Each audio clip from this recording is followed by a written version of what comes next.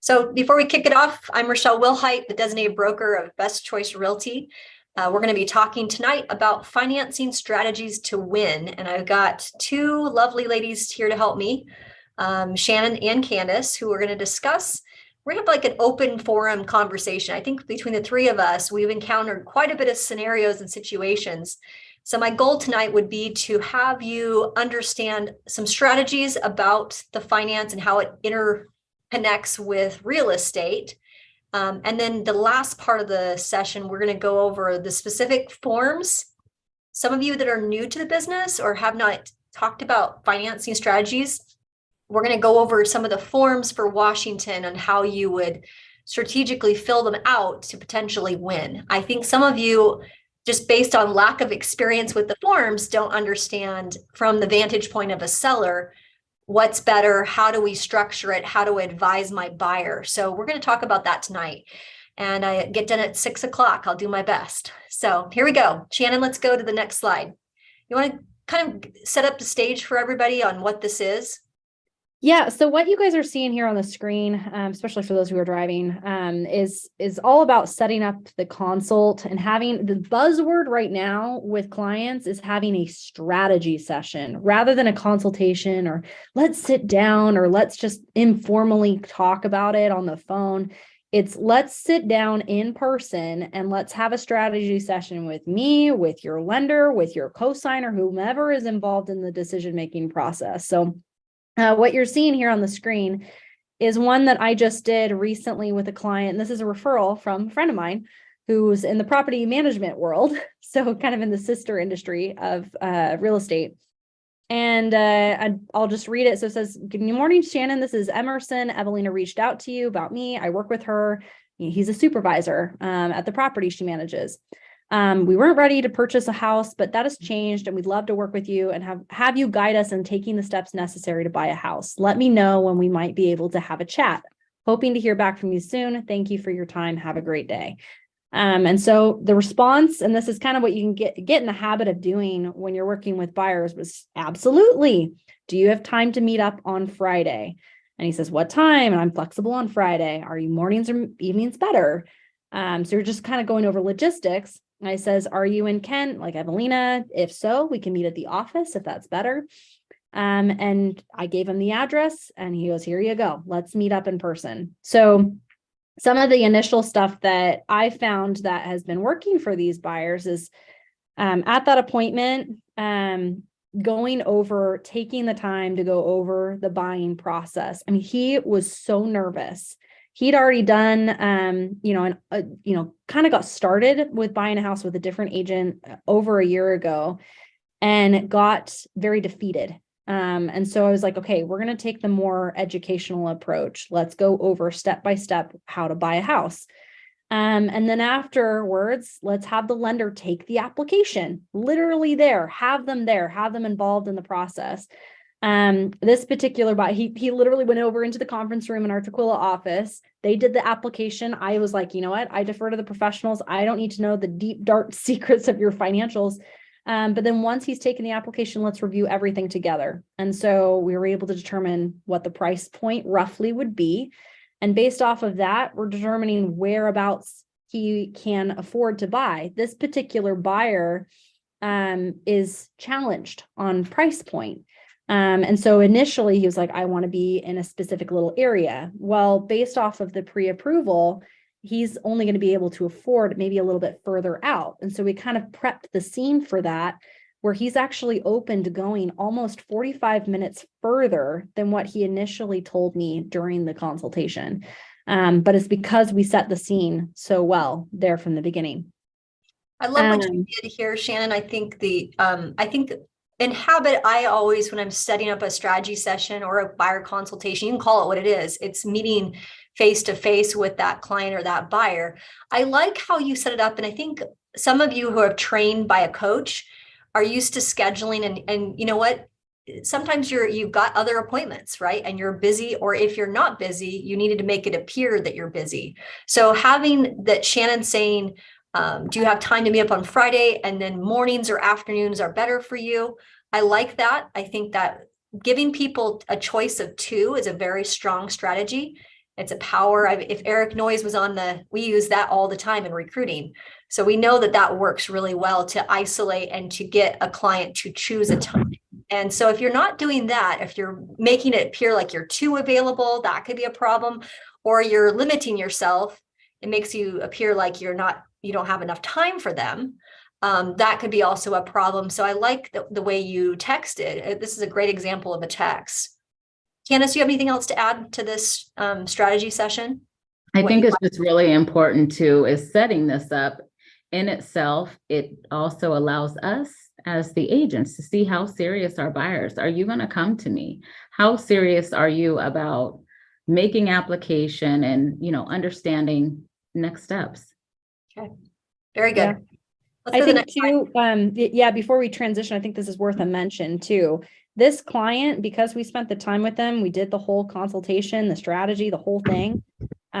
We have a buyer agency agreement signed, and this is something that's coming down the pipe with the Department of Licensing. They're going to start rolling this out and requiring this within the next 6 to 12, 18 months. I mean, it's going to come.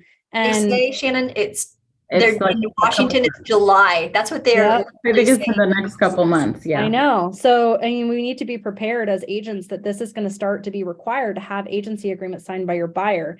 And, if you're already introducing that as part of your process, as part of your, your system for when you're working with clients, then you'll be in really good shape when they do make that required. Our Idaho agents already do a great job. They already have that in their process and tool belt. So this was a scenario that Shannon and I were talking about. So she actually has a personal situation where she wants if she can buy her neighbor's house as an investment property. So it's not exactly this particular house, but on the screen, this is basically a text. I'm assuming, Shannon, is that what you texted? Yeah. So I sent this. I mean, obviously I'm in the industry, but my husband is not, right? So I need to run scenarios for him, just like any other buyer would be expecting when they're getting started or they're getting another investment property or something like that. So I sent this to a lender, and this was a text message, and just said, can you run a few scenarios on spec? Don't pull anything for the purchase of an investment property for me and Mac. Mac is my husband. Nothing has changed. Don't pull anything. That don't pull anything kind of means in our language, like don't pull my credit. Yeah. So when you're in the industry and you're an agent, I don't think we've ever talked about this on a training call, but I think it's worth the mention. You're a licensed real estate agent. We partner. We don't have a license to do loans. Some of you do. And if you don't, you really need to get on the same page and understand what pulling credit means. But you can talk strategy with a lender of your choice or with a preferred lender very easily. And that's kind of the lingo that Shannon used. Don't pull anything, meaning I just want to talk about scenarios. I want to talk about what are my options? What can you guide and direct me? So that's kind of code for that. Sorry, Shannon, keep going. Yeah, no. So, and nothing has changed for us personally. I, just had done a loan with them literally probably about a year or two ago. Purchase price between roughly here, seeing if it's even worth it to buy my neighbor's house next door, requires some rehab, but with the rates the way they are, the monthly market rents may or may not crunch. Let me know. So this conversation is being had it's being had by many clients, many consumers right now. Shannon's not unique in this type of scenario.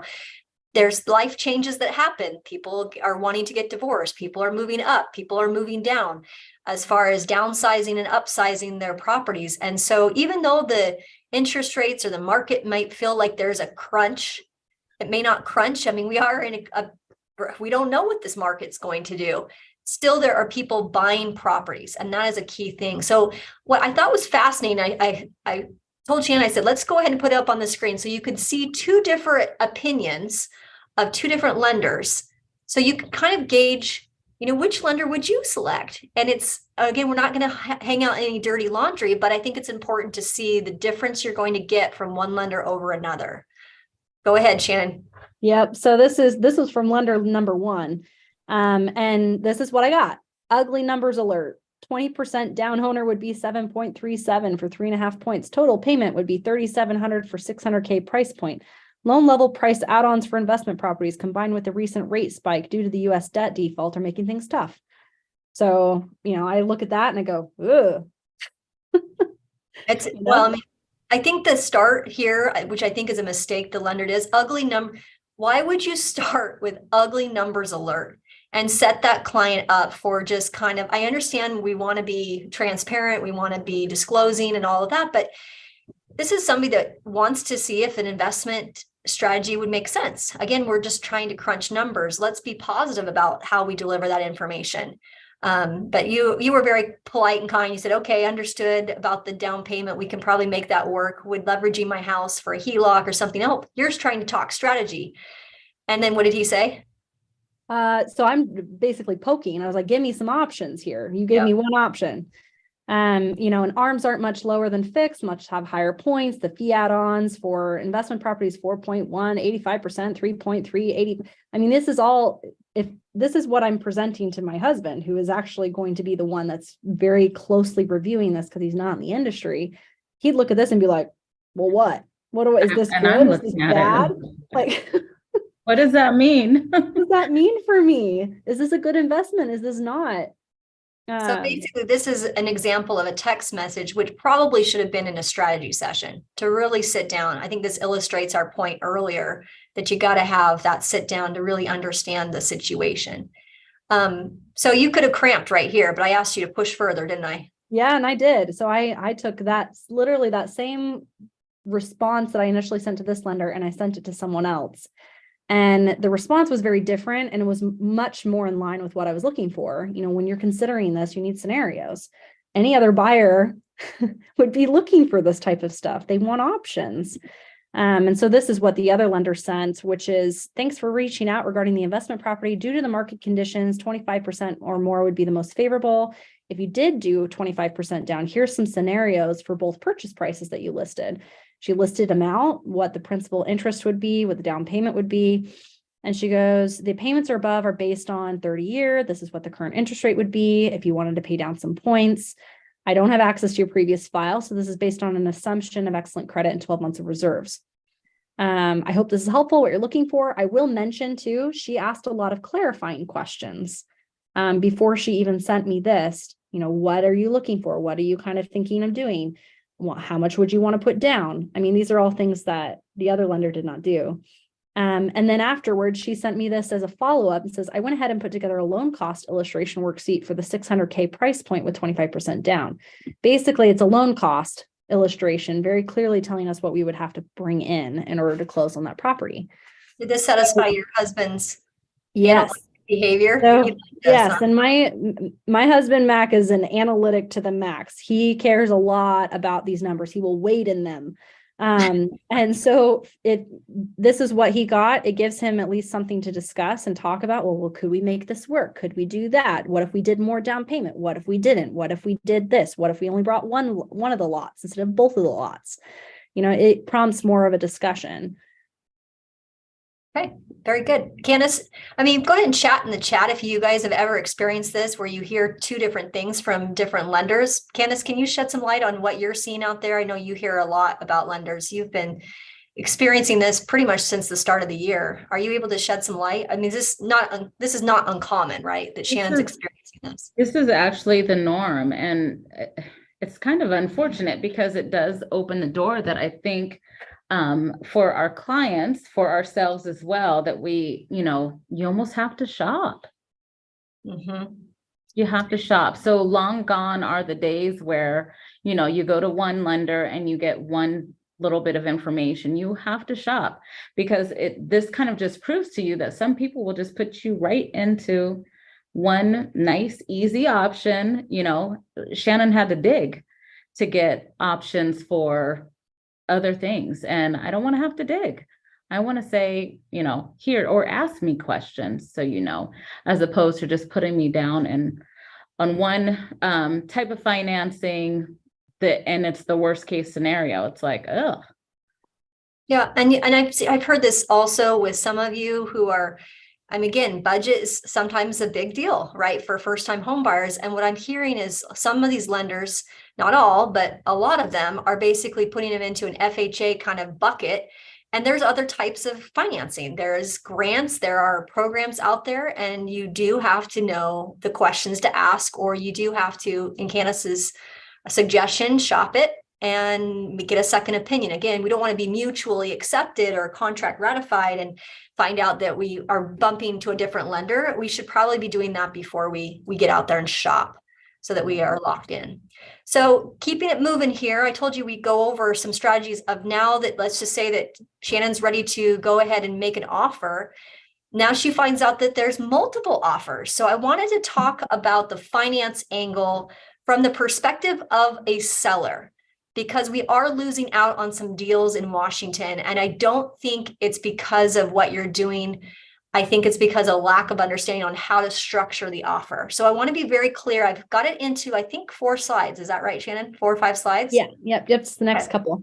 So basically I've got it set up. So I've got it, if you could put it, a line, the most favorable to a seller, less favorable, less favor. I've got it laid out that way. Maybe it will resonate with you and we will be able to be more strategic in how we structure the offers. But again, it's coming from a place of you're involved in a multiple offer situation. You may or may not have closing costs that you need to negotiate. But the best for the seller would be to not have you have a finance contingency. And that's when you would use a Form 22EF. You would literally have to fill this out correctly. And I still am seeing mistakes on this. So maybe we're winning and then I'm having to put out fires along the way. I'm happy about it because you've educated your buyer that, hey, by removing your financing contingency and going up against a cash buyer, you have a shot at this. Now you're probably gonna have to use an escalation as well if you're up against cash, but that 22EF is a very, very strong way of disclosing the funds. It's not a contingency. Again, it's the best for the seller. Removing financing from the equation altogether. That means you have no appraisal contingency. You have no finance contingency. You have no way of backing out. Your earnest money is non-refundable practically from the moment whatever other contingencies you have, but your earnest money becomes what they call hard or non-refundable. So some people are willing to risk that. Shoot, Shannon, if you were going to go up in your house and you're up against 2 other offers, you might be willing to risk $10,000 to be able to get the house. And in that case, you might not need a finance contingency because you already know your numbers. You know that it will appraise out for what you're going to list or what you're going to offer. And so you may not need that financing contingency. I think a lot of you think that it's must include, but you got to think about your situation and the strategy behind it and your buyer situation and where they want to play. If they want to risk that earnest money, this might be a strong option to win, is to remove altogether. I have it highlighted right there in yellow. Please go ahead and fill in if you are going to utilize this 22EF strategy, not have a finance contingency. Please change that 10 days that's the default to 1 day. And that means that the lender, whoever you're using, which is disclosed in the line right above it, right in wherever the mortgage company is, put that right there in that other line, and then just change that 10 days to 1. And that means that lender's got to have the funds at escrow 1 day before closing to ensure that your deal is going to be on track. If not, you risk your earnest money. That's the repercussion for that. Let's go to the next slide. So next best, I would say, strategy that would be best for the seller would be, okay, I'm solid on the financing. Shannon certainly has done her work, her due diligence of shopping. I want to go ahead and I'm not comfortable about the appraisal. For whatever reason, I'm going to escalate the price. I just want to make sure that I'm paying fair market value. We're not having challenges like this. We've gone through some bumps in the road over the last couple of years, but for the most part, there's less appraisal challenges. We're actually seeing more appraisal waivers. I think that has a lot to do with AI. I think that's a lot better of more people putting more money down. We've actually seen more appraisal waivers than appraisal challenges. And that's up to date this year. So, well, and part of it, a lot of people have refinanced as well. So if they've had some sort of appraisal in the last couple of years, then it's good. They oftentimes go ahead and make the adjustment to that, and the mortgage lien holder will go ahead and make that accommodation or request. But the appraisal addendum is for those types of clients who are just like, I'm solid on my financing. Shannon might want to include the appraisal addendum that gives her some protection on her earnest money, but it's not waiving that section of section 7 or section 5 now, I guess it is, on the 22A. So it's basically not using a finance contingency. We're only using an appraisal contingency. I think this is less used than it really should be. I think a lot of people get started, they're locked in with their interest rate, they're locked in with their lender, and they don't realize that, I want to protect in case I lose my job. This would be people that are solid at their job. They just want that comfort knowing and protection in case the appraisal does not come in at value. It provides for that negotiation to take place. So that's what the 22AA is. So that's second best for the seller.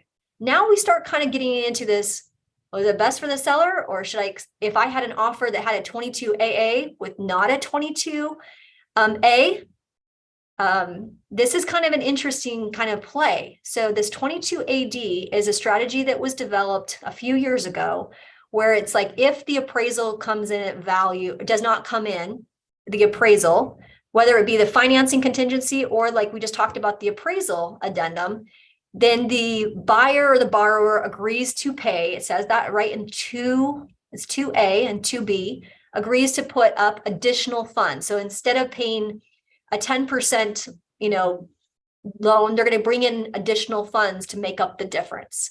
And so that it caps it out. So you have to fill it out correctly, but you only fill out that section 2 when you're using the 22AA and you're wanting to, again, escalate the price perhaps, and you want to establish that how much did your client have in reserves to bring in an additional down in case of a low appraisal. So again, it makes the seller feel a bit more comfortable. Would I certainly want an appraisal waiver and a financing waiver altogether? Yes, certainly that other strategy would be better. But when you have a 22AA and in comparison to somebody that has a 22A, technically, not having a financing contingency and having a 22AD and a 22AA would be better than having a 22A and a 22AD. Did I cover myself, or did I confuse you? Did you get it? Yes, it makes sense. Yeah. So basically, you've got two strategies. For the newbies too, I think it's worth mentioning. So the 22AD, you can use it if you have a 22A or if you have a 22AA. And you only have to use, so if you have a 22A, you only use term 1. If you're having a 22AA, you only use term 2. And if you're doing the first strategy that I talked about, number 1, the 22EF, you don't use the 22AD. It's not, it's, I think, that's common sense, but it's really not. It is confusing. The way they put both terms on the 22AD, I think that did confuse a lot of you. They used to be separate and they bundled it all in this one 22AD form. So I just want to make sure we are clear on that. Let's go to the next slide. So this would be on the tiering schedule of like what's best for the seller. Well, this would be next best for the seller is when you look at, you're comparing, say several offers and you look at term 2, best for the seller would be the box 2B. This does not mean that you waived your financing contingency. A lot of people think that by checking that box, and maybe it's because we're translating into different languages, they think that they've automatically waived. No, they don't automatically waive. It just means once you hit that time of day 21, in this instance right here, then it is waived. That means your earnest money is non-refundable on day 22. Now, if you need to do an extension because maybe you kind of had something hiccups and you're not up against a multiple offer or a cash buyer, or, you're just dealing with, that certainly is something that a buyer's and a listing agent can have a conversation about. Hey, we're running into a snag here or there. Many people are reasonable. They just want to have that communication along the way, but it is best for the seller to have the 2B selected over the 2A. And I advocate for 2B all the time. As a listing agent, if that's the only thing I could counter, say I got my price, I got my terms, I had waiver of inspection, I had everything, and it was perfect.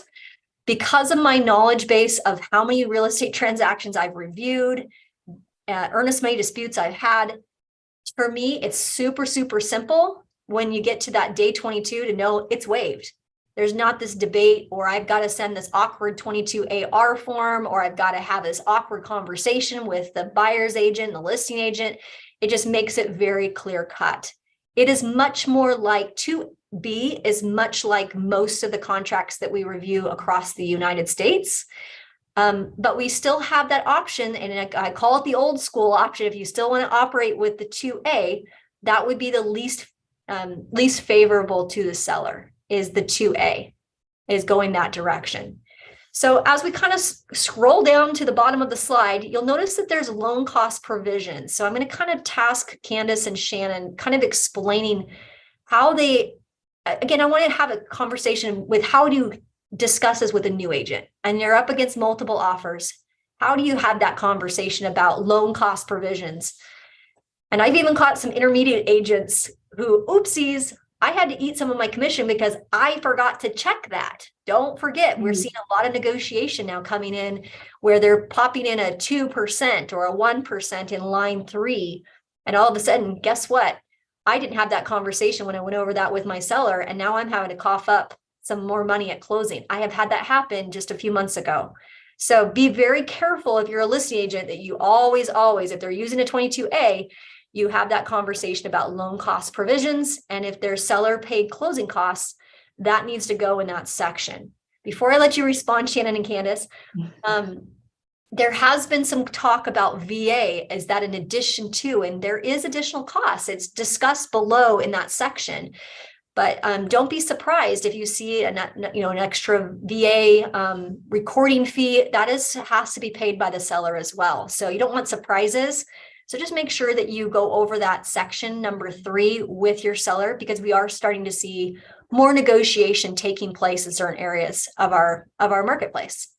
So Shannon, Candace, you want to take a stab? How would you explain this to, say I'm a new broker and I'm trying to figure out how do I need the closing costs. How do I structure it so that I can hopefully win?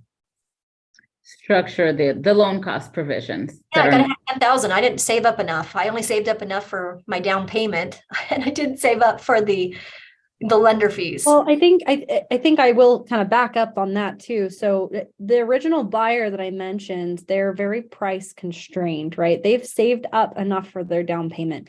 $10,000, like they saved up $10,000. Like that's something to celebrate. Yes. But what ends up happening in that type of entry level price point is that you don't want to over leverage them where they've paid all of that money that they've saved up for their down payment, but then now the repairs that come up with home ownership crop up and they don't have the cash reserves to handle those types of things. So oftentimes a lot with those entry level buyers, that's why in many cases the lender's advocate for closing costs to be paid for by the seller is so that buyer is not over leveraged for something that comes along. So typically, I mean, I think to answer your question, how do we address it? I think for buyers, at least, I always tell them this is the cost to get the loan. I mean, these are your lending fees. Just like if you were buying a car, there's a cost to finance. Okay. And so these are the things that we can talk about.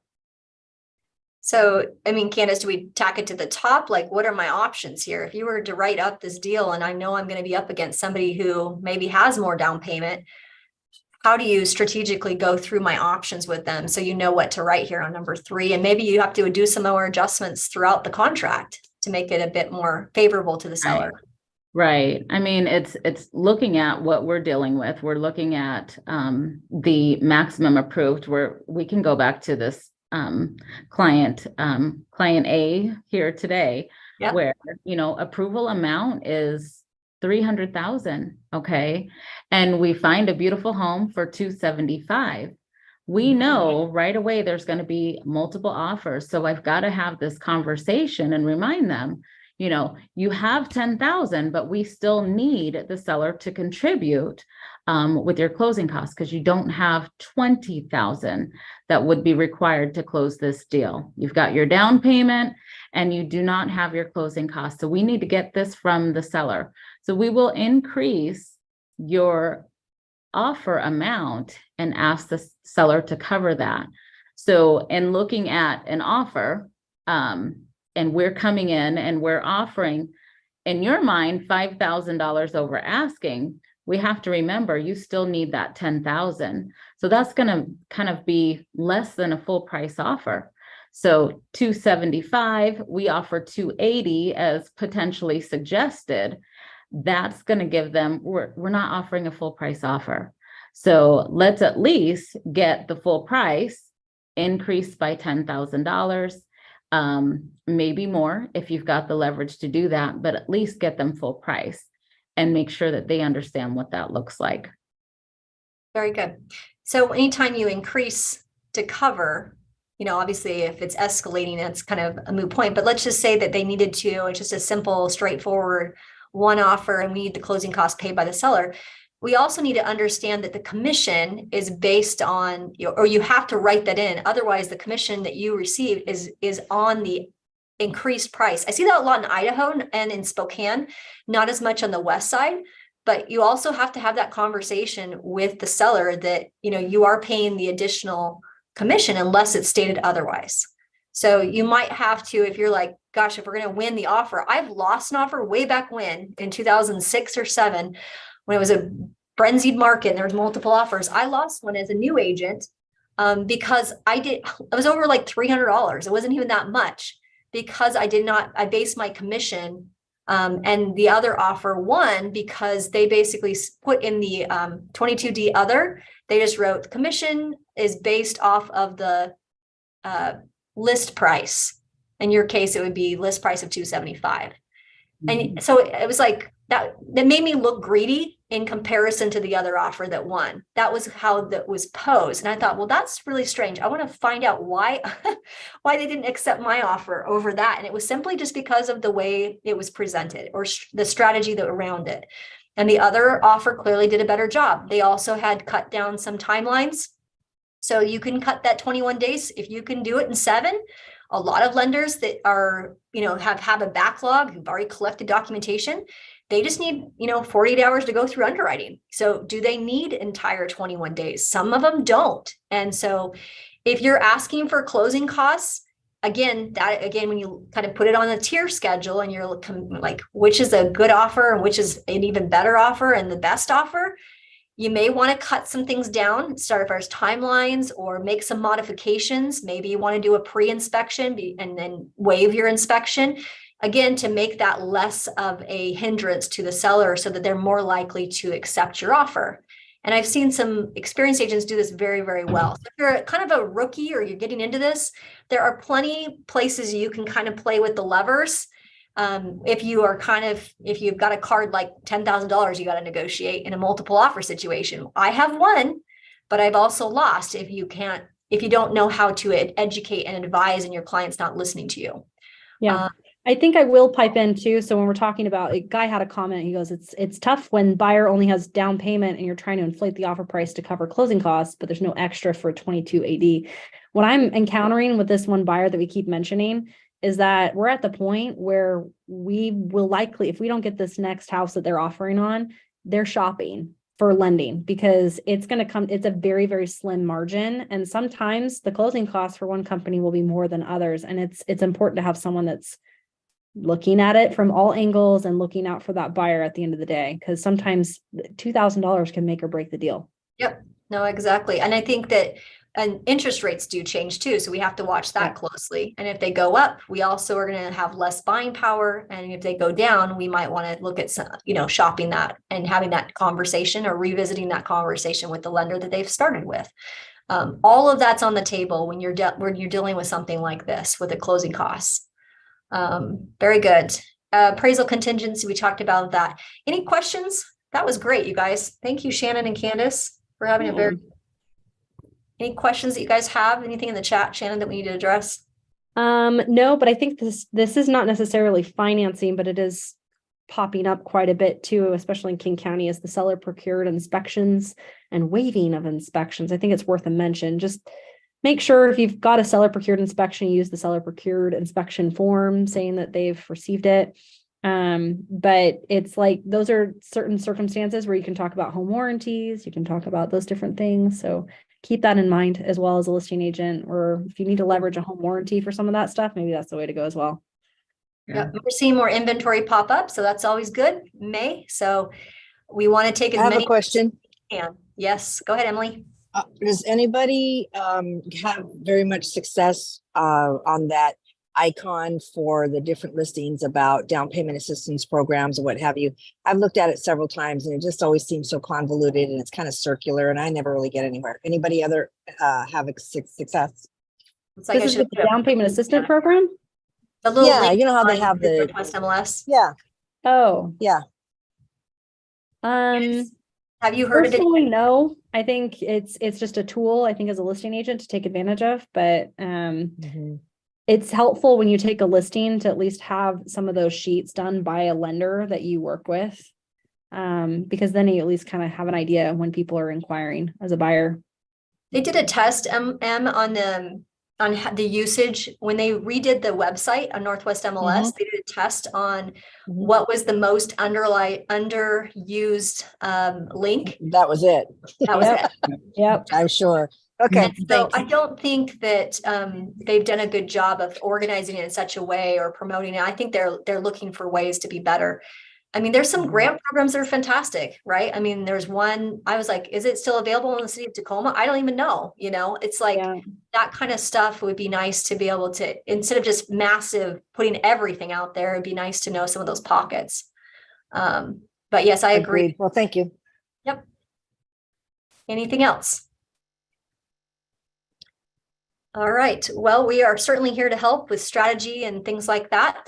If you guys have any questions about finance or how to structure your offer, that's what we've been doing, but definitely take the listings right now, even if they're overpriced. I think that is the key that we've been doing. And if they're not quite ready, we'll just do an extension on the listing. So take the listing, get that paperwork signed with the seller who's planning to list this summer. Go meet with them, talk with them, and get their signature, because that is business that is being taken by other people. And I wouldn't want you waiting. If they're at that point where they want to work with you, get their signature and then turn it on into the firm. And then we will help you in negotiating that extension on that listing contract. Some good things are on the horizon, and I can't share too much about that, but I think you saw a little sneak peek about the market center. I think you guys are gonna be very pleased with the direction we're going at Best Choice Realty to stand out from the crowd. So more to come. Thanks again for joining tonight. Have a great week, and we'll talk to you guys next Monday.